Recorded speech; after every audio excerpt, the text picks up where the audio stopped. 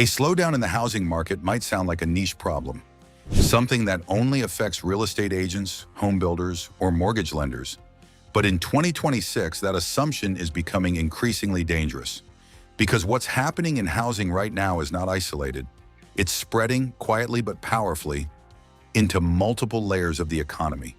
And for many businesses, the impact is much bigger than they expected. To understand why, you have to start with one simple idea. Housing is not just a sector, it's a system. When people buy homes, they don't just purchase property. They trigger a chain reaction of spending. Furniture, appliances, renovations, moving services, insurance, landscaping, the list goes on. A single home sale supports multiple industries. So when housing slows down, that entire chain begins to weaken. Fewer home sales mean fewer people buying new furniture. It means fewer renovations. It means less demand for contractors, materials, and home improvement services. And that's where the ripple effect begins. Retailers that sell home-related products start to feel it first. Demand softens, inventory builds up, promotions increase, margins come under pressure. But it doesn't stop there. Construction is another major piece of the puzzle. When housing activity slows, new projects get delayed or canceled. Developers become more cautious. Builders scale back. That affects not just construction companies, but also suppliers. Everything from lumber and steel to windows, fixtures, and equipment. And suddenly, industries that seem far removed from housing start to feel the slowdown. Then there's employment. Housing and construction are significant sources of jobs. When activity declines, hiring slows down. In some cases, layoffs begin. And that has a direct impact on consumer spending.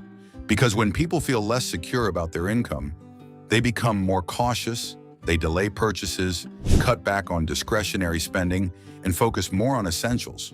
So a housing slowdown doesn't just reduce activity in one sector. It influences how people spend across the board. Another important factor is wealth perception. For many individuals, their home is their largest asset. When home prices are rising, people feel wealthier, and that feeling often translates into higher spending. But when the housing market cools, that dynamic changes. Even if prices aren't falling dramatically, slower growth or stagnation can make people feel less confident. And that psychological shift can have real economic consequences.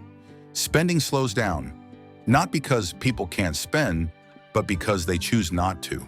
And businesses across industries feel that hesitation. There's also the role of financing. Housing is closely tied to interest rates. When rates are high, mortgages become more expensive and affordability drops. That reduces demand for homes, but it also affects other forms of borrowing. Consumers may be less likely to take out loans for cars, renovations, or large purchases. Businesses may also face higher borrowing costs, making them more cautious about investing or expanding. So the housing slowdown is often connected to a broader tightening of financial conditions. And that affects far more than just real estate. Another layer to this is mobility. When the housing market slows, people move less. They stay in their current homes longer, either because they can't afford to move or because they don't see a strong reason to. This has subtle but important effects. Fewer moves mean less demand for moving services, less spending on new home setups, and fewer changes in local economies. It also affects labor mobility. People may be less willing to relocate for new job opportunities, which can impact hiring in certain regions. So the slowdown begins to influence how people live and work, not just what they buy. Then there's the business side of real estate. Commercial activity is often linked to residential trends. When housing slows, it can signal broader economic caution. Businesses may delay opening new locations, especially in areas where population growth is slowing or uncertain. Retail expansion, restaurant openings, and service businesses all start to move more carefully. This connects back to a larger trend we're seeing in 2026. Businesses becoming more selective about growth, and housing is one of the signals they're watching. Another overlooked impact is on local economies. Housing activity generates significant tax revenue through property taxes, permits, and transactions. When that activity slows, local governments may face budget pressure. That can lead to reduced spending on infrastructure, services, and development projects. And that in turn affects businesses that rely on those investments. So the ripple effect continues. What makes this situation particularly complex is that the slowdown isn't necessarily dramatic, it's gradual. There's no single moment where everything stops. Instead, activity cools, decisions get delayed, and momentum slows. And that gradual shift can be harder for businesses to react to, because it doesn't trigger immediate alarm, but over time, the impact accumulates. Companies start to notice slower sales, longer decision cycles, and more cautious customers. And by the time it becomes obvious the environment has already changed, there's also a strategic implication here. For many years, housing was a reliable driver of growth. It supported multiple industries and created a steady flow of economic activity. Now that support is becoming less certain. Businesses that relied heavily on housing-related demand are being forced to adapt. They're looking for new sources of growth, diversifying their offerings, or adjusting their expectations. And even companies that aren't directly tied to housing are starting to pay closer attention, because they understand that housing is often an early signal. When it slows, it can indicate broader shifts in the economy.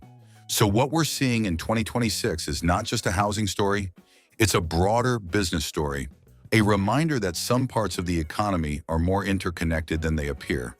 And that changes in one area, especially one as central as housing, can spread much further than expected.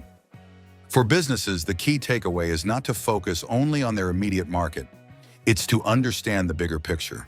Because the housing slowdown isn't just about fewer home sales, it's about changing behavior, shifting confidence, and a ripple effect that touches far more industries than most people realize. And in a connected economy like today's, those ripple effects matter more than ever. A slowdown in the housing market might sound like a niche problem, something that only affects real estate agents, home builders, or mortgage lenders.